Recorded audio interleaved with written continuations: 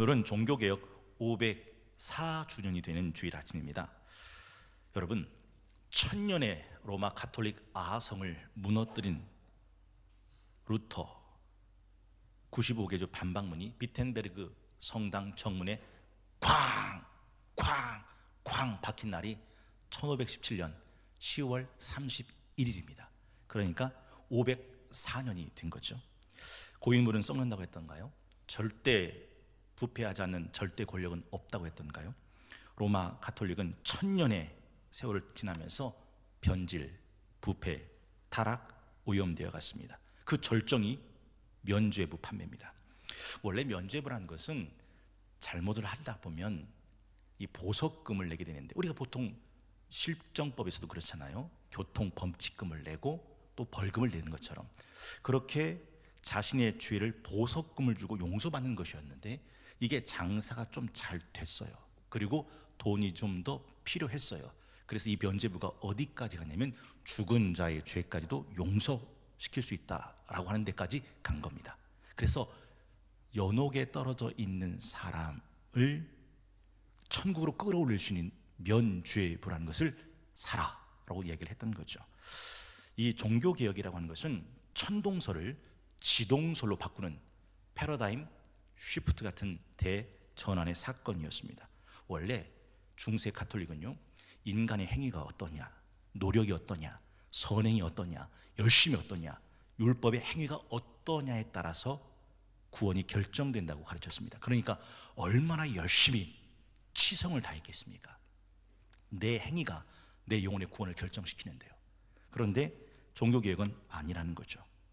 우리의 인간의 어떤 행위도 아니라 오직 하나님의 은혜, 오직 믿음으로만 하나님의 구원에 이를 수 있다라고 하는 것이 종교개혁의 핵심입니다. 오늘 이 본과를 중심으로 세 가지 은혜를 함께 나누고 말씀을 정리하려고 하는데요. 그 첫째는 하나님의 구원은 인간의 행위로 불가하다 하는 것입니다.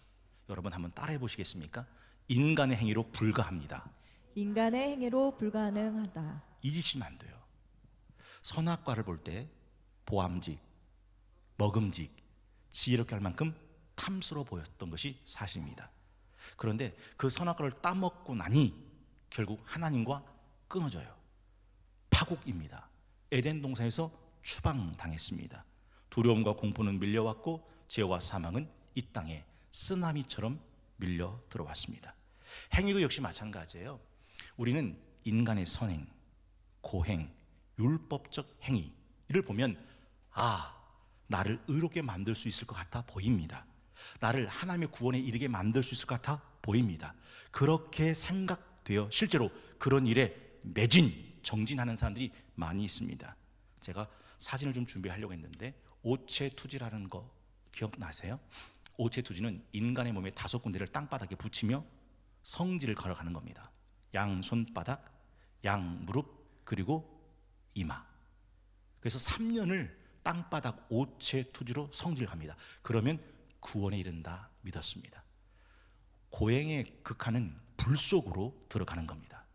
그 쇠 꼬챙이로 자기 살 등어리를 꽂고 오랫동안 있는 거죠.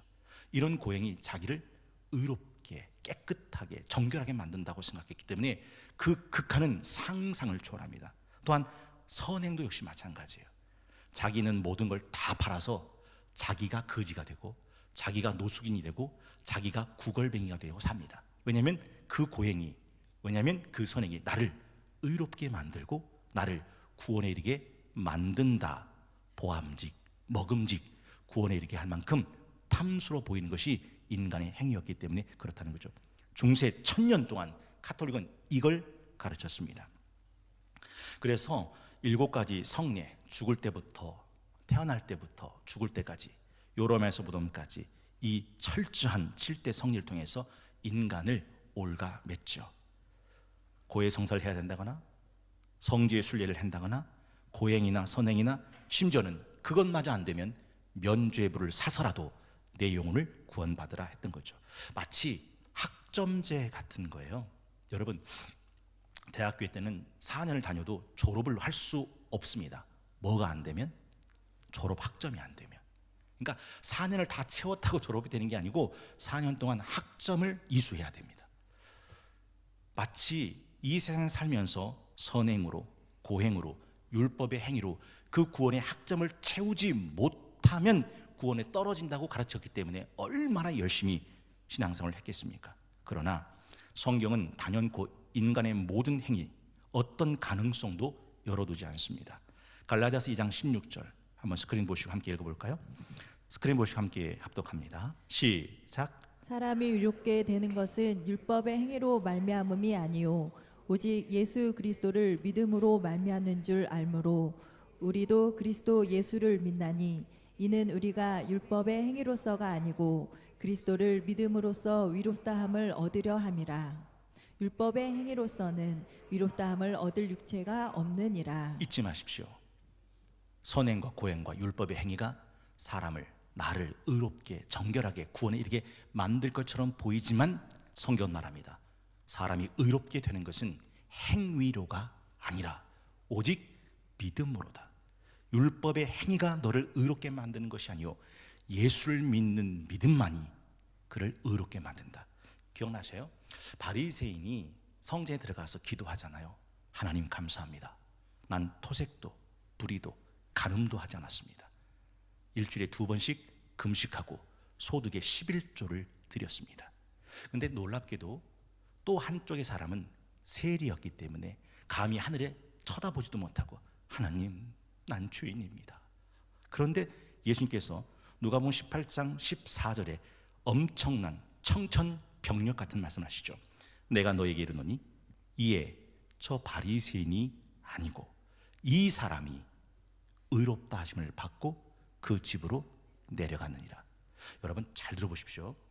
땅이 혼돈하고 공허하며 흑암이 깊은 위에 있을 때 하나님께서 빛이 있으라 하심에 빛이 있었고 그 빛이 하나님 보시기에 좋았더라. 도대체 그 빛은 어디서 나온 걸까요? 목사님, 해, 달, 별들 때문에 나온 거 아닐까요? 해, 달, 별들은 언제 만들어지냐면 넷째 날 만들어집니다. 빛은 해가 준 게 아니에요. 달이 준 게 아니에요. 별들에게서 온 게 아닙니다. 그러면 그 빛은 어디서 온 겁니까? 빛이 있으라 하시니 빛이 있었고 빛이 있으라 하신 하나님의 선언, 여기에서 빛이 만들어진 겁니다. 다시 말씀드려 볼게요. 인간을 의롭게 만드는 것은 인간의 선행이 아니에요. 인간의 고행이 아니에요. 율법의 행위가 아니에요. 인간을 선하게 만들 것, 의롭게 만드는 것은 딱 하나, 빛이 있으라 하심에 빛이 있었던 그 하나님이 넌 의롭다 라고 하는 선언이 그를 의롭게 만든다라는 거죠. 그런데 많은 사람들은 그 의가 자기 행위에서 나온다고 착각했더라 하는 것이죠. 여러분, 누가복음 18장 14절 내가 너희에게 이르노니 이에 바리새인이 아니고 이 사람이 의롭다 하심을 받고 의롭다 하심을 받고 내가 나를 의롭게 하는 게 아니라 하나님이 나를 의롭게 하신다라는 거죠. 제가 예전에 성인 영화를 본 기억이 있는데 아마 제가 미성년자였던 것 같아요. 왜냐하면 그 영화가 제게 충격이었으니까요. 그때 제가 야한 영화를 찾아본 건 아니고 TV에서 나온 거였는데 내용은 이런 거였어요. 어떤 여성이 원치 않는 성폭행을 당했습니다. 그러니까 거기서 뛰어 들어와서 욕조로 들어가요. 그리고 샤워기를 틀어요. 쫙 옷도 벗지 않은 채 샤워기에 몸을 적시면서 막 손으로 자기 몸을 막 문지르는 거였어요. 울면서. 그때 제가 왜 저러나 의아했었는데 지금 생각해 보니까 왜 울었는지 이해는 돼요. 한번 여쭤볼게요. 샤워기로 샤워하면, 한번 여쭤볼게요. 울면, 한번 여쭤볼게요. 손으로 박박 내 몸을 문지르면 성폭행했던 내 몸이 깨끗해집니까? 아니죠. 그럴 수 없다는 걸, 그렇지 않다는 걸, 그런 일은 안 일어난다는 것을 우리는 알아요. 마찬가지예요. 인간이 선행을 한다고, 고행을 한다고, 율법의 행위를 가지고 의롭게 만들 수 있다고 생각하는 것은 샤워기로 틀어놓고 울면서 내 손으로 내 몸을 문지르며 나를 깨끗하게 하려고 하는 것과 다르지 않더라 하는 거죠. 마태복음 21장 31절에 보면 그 둘 중에 누가 아비의 뜻대로 하였느뇨 가로되 둘째 아들이니이다. 예수께서 저희에게 이르시되 내가 진실로 너에게 이르노니 밑줄 한번 그어보시겠습니까? 세리들과 창기들이 너희보다 먼저 하나님 나라에 들어가리라. 너희보다 할 때 이 너희가 뭔지 아세요? 성전에서 제사는 대제사장들이었어요. 율법사들이었어요. 백성의 장로들이었어요. 대제사장보다, 서기관들보다, 율법사보다, 백성의 장로들보다 세리와 뭐가요? 창기가 먼저 하나님 나라에 들어간다. 도대체 무엇이 그를 의롭게 만드는 것일까요? 여러분, 인간이 아무리 노력해도 안 되는 건 안 되는 겁니다. 아시아의 물결에 불렸던 조련이라는 사람은 수영을 그렇게 잘했죠. 한번 여쭤볼게요. 그 사람은 태평양을 수영으로 횡단할 수 있었겠습니까? 없어요. 그러면 다른 수영의 귀재, 천재, 올림픽 금메달을 딴 사람은 그 태평양을 수영으로 건너갈 수 있겠습니까? 그런 일은 불가하다 한 거죠. 의롭다, 구원에 있는다 라고 하는 것은 인간의 영역이 아닙니다. 인간의 노력으로, 인간의 행실로 그 칭의를, 그 구원을 이룰 수 있는 게 아니더라. 이 세상에 태어난 것이 내 노력의 결과가 아니라는 것을 인정한다면 내가 하나님 나라에 들어가는 것 또한 내 노력의 결과가 아니라는 것을 받아들여야 된다 하는 것이죠. 여러분, 내가 중생하지 않고 회심하지 않고 거듭나지 않고 하는 모든 행위는 우리나라 말 속담에 죽은 자식 불알 만지기다 라는 말이에요. 무엇을 해도 아무 의미가 없습니다. 여러분, 사람이 죽으면 바쁩니다. 병원에 연락해야죠. 경찰서 사망 진단서 받아야죠. 빈소 차려야죠. 부고 날려야죠. 장례식장, 장례사 섭외해야죠. 문상객 접대해야죠. 장례 일정 짜야죠. 입관해야죠. 화장, 서류, 장례 절차 3일 동안 엄청 바쁩니다. 그렇게 바쁘고 분주하게 3일을 보내고 나면 돌아가신 그분이 아유 고생했다고 일어나죠? 아니요. 뭘 해보십시오. 그저 파묻을 뿐, 그저 불에 던져 태울 뿐, 그 이상 어떤 일도 일어나지 않습니다. 인간의 행위가 다 이와 같습니다. 기억나세요? 마르다가 마음이 분주합니다. 그래서 원망이 생겼어요. 예수님이 뭐라 말씀하셨습니까? 마르다야, 마르다야, 네가 많은 일로 마음이 분주하는구나. 몇 가지만이라도, 아니 한 가지만도 족하다. 내 동생 마리아는 좋은 편을 선택했으니 뺏기지 않는다. 아무리 바쁘고 분주하게 많은 일을 한다고 되는 게 아니라 좋은 편이 있다는 거예요. 근데 그 마리아는 좋은 편이 보였습니까? 예수의 발 아래 내려앉아 말씀을 경청한 겁니다. 그건 마르다가 바쁘고 분주하게 한 모든 어떤 일보다 뭐한 일이었어요? 좋은 일이었다라는 거죠. 하나님의 구원의 선물은 그래서 오직 은혜, 오직 믿음의 사건이다라는 겁니다. 한번 따라해 보시겠습니까? 오직 은혜, 오직 은혜, 오직 믿음의 사건입니다. 오직 믿음의 사건입니다. 여러분, 루터라는 사람은요, 로마 가톨릭 속에 들어있던 사람입니다.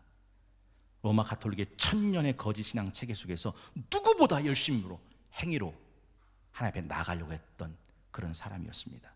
로마에 가보면요, 1511년 라테르단 성당에 스칼라 산드라라고 하는 계단이 있어요.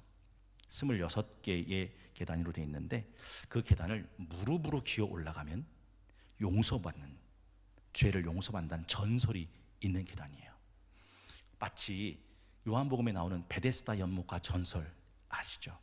베데스다 연못가의 전설이 뭐죠?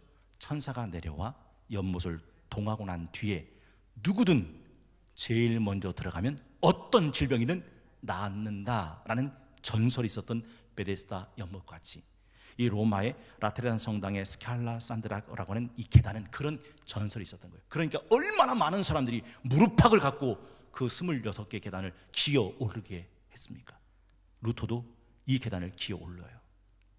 올라간 사람은 다 무릎팍이 깨지고 피가 낭자해집니다.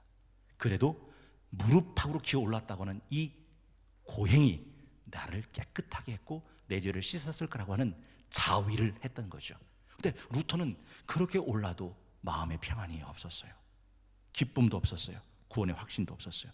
그러다가 이 마틴 루터가 아르키메데스가 욕조에 물을 담글 때 물이 넘치는 거 보고 유레카! 금관의 비밀을 깨달았던 것처럼 로마서를 읽다가 구원의 비밀을 깨닫게 됐는데 그게 오늘 읽은 본문의 말씀입니다. 우리 다시 한번 읽어볼까요? 로마서 1장 15절 17절 우리 다시 한번 합독하겠습니다. 시작. 그러므로 나는 할 수 있는 대로 로마에 있는 너희에게도 복음 전하기를 원하노라. 내가 복음을 부끄러워하지 아니하노니 이 복음은 모든 믿는 자에게 구원을 주시는 하나님의 능력이 됨이라. 먼저는 유대인에게요 그리고 헬라인에게로다. 복음에는 하나님의 의가 나타나서 믿음으로 믿음에 이르게 하나니 기록된 바 오직 의인은 믿음으로 말미암아 살리라 함과 같으니라. 여러분 건전지에는요 오른쪽이 플러스 왼쪽이 마이너스죠.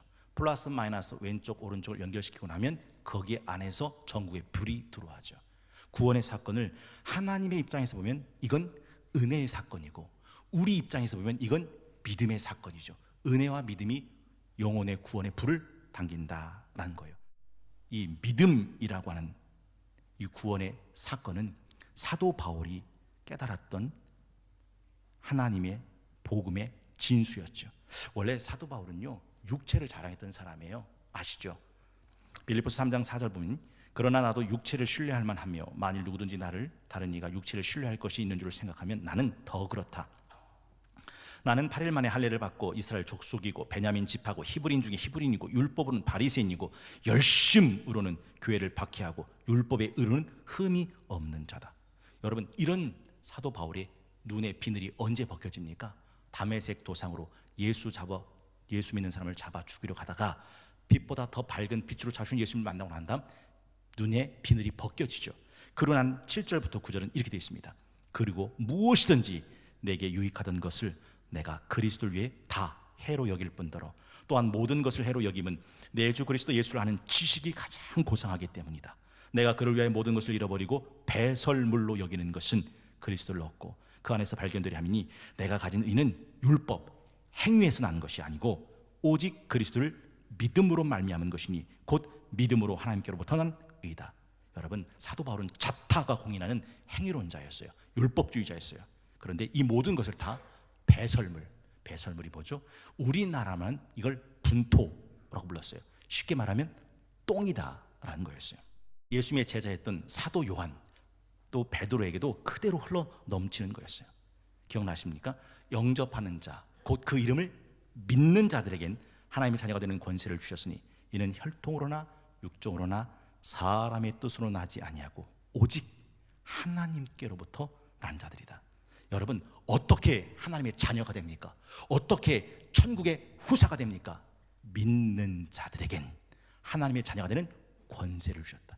여러분 오직 믿음 외엔 하나님께 닿을 수 있는 방법이 없습니다. 베드로전서 1장 5절도 그렇게 말씀하죠. 너희는 말세에 나타나기로 예비하신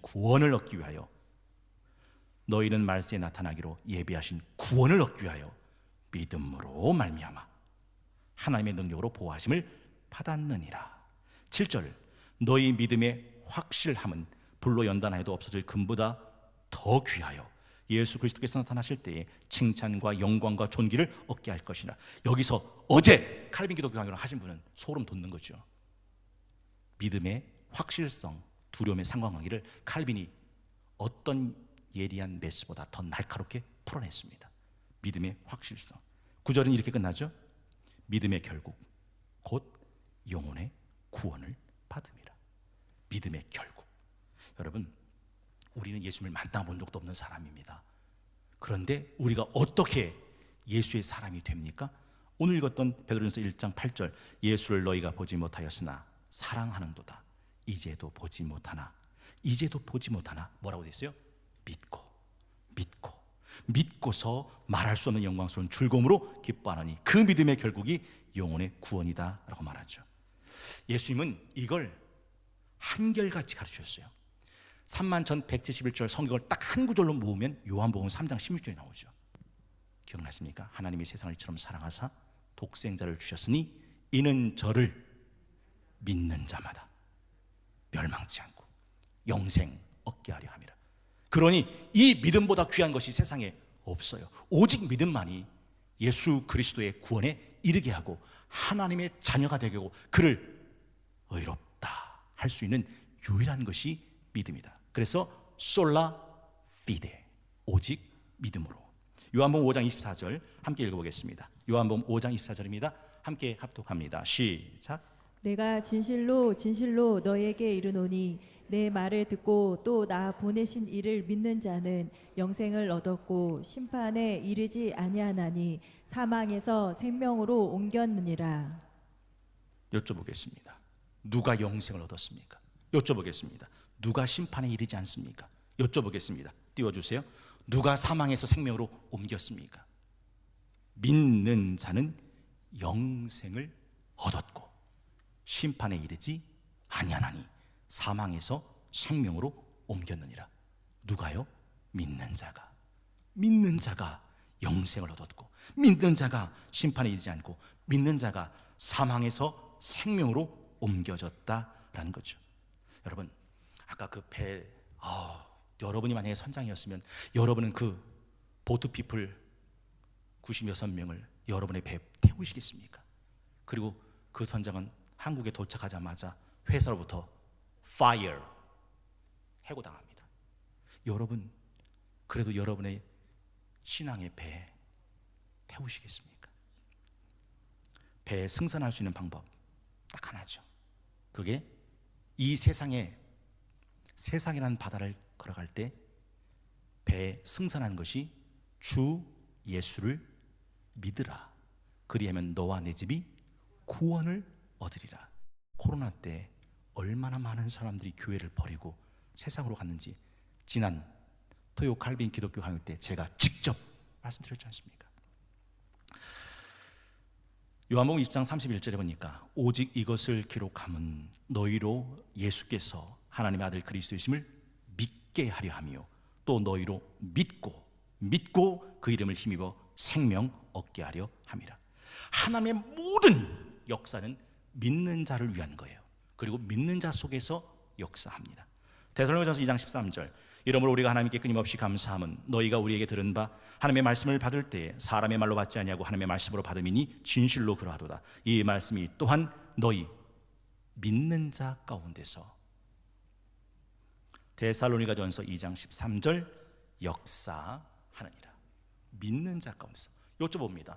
여러분은 믿는 자이십니까? 그러면 하나님의 구원은, 하나님의 생명은, 하나님의 은혜는 여러분 속에 역사합니다. 왜냐하면 그 구원은, 그 생명은, 그 은혜는 누구를 위한 거냐면 믿는 자를 위한 것이고 어디 속에서 역사하냐면 믿는 자 속에서 역사하기 때문이죠. 빨랫줄에 기껏 해봐야 걸 수 있는 건 젖은 빨래 아닙니까? 근데 전기줄은 달라요. 전선줄에는요 수천 볼트, 수만 볼트의 전기가 흘러갑니다. 탯줄은 달라요. 탯줄은 엄마의 생명력이 아기에게 공급됩니다. 믿음이 뭔지 아세요? 영적인 탯줄이고 영적인 전선입니다. 그 속에 하나님의 구원이 흐르고 그 속에 하나님의 능력이 흐르죠. 뭐가요? 믿음이. 솔라 피데.